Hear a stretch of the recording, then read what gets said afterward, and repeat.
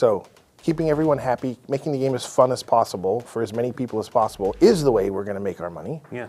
And so I think, once you accept that, like, our motives should align with how most people enjoy the game, if it's going to work properly, and it has, for over 30 years now, that's going to be why we make decisions. We want people to keep playing. We want people to enjoy the game. And if there are things that we have done that make it less enjoyable, we will address them. Yeah, absolutely. So as one of the things we're doing with management of the format is we're going to reevaluate the ban list, look over that and see if there are any changes we want to make. We're not going to be banning any cards as a part of that. Whether or not cards will be getting unbanned is unclear. Right? We're still having those discussions. It is all very fresh. But one of the things that is important to me is that the community is a part of that.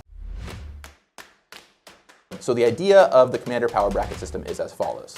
We would take a lot of staples for Commander and divvy them up into buckets, 1, 2, 3, and 4. These don't have names right now. This is all very, very fresh and new. If you have great name suggestions, we are happy to hear them. Maybe numbers is the best, unclear.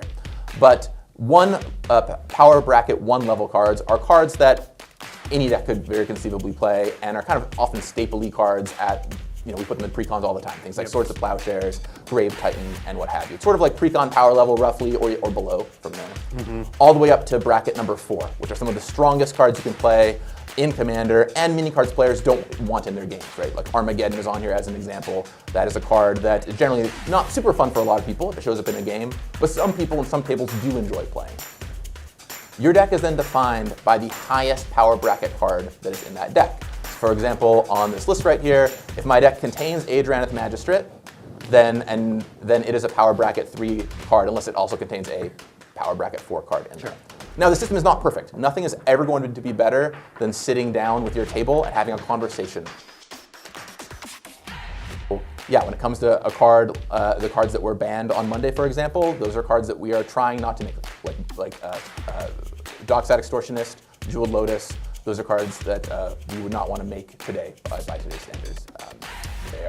They kind of break some of our cardinal Commander design rules on the team. The goal I would like to shoot for is having something with the power brackets ready to go by MagicCon Las Vegas.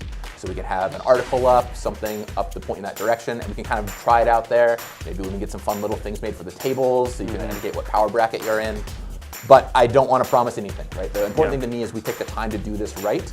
Commander is an important format to a lot of people, myself included, and I would rather take the time to do something correct than rush it out before it's ready.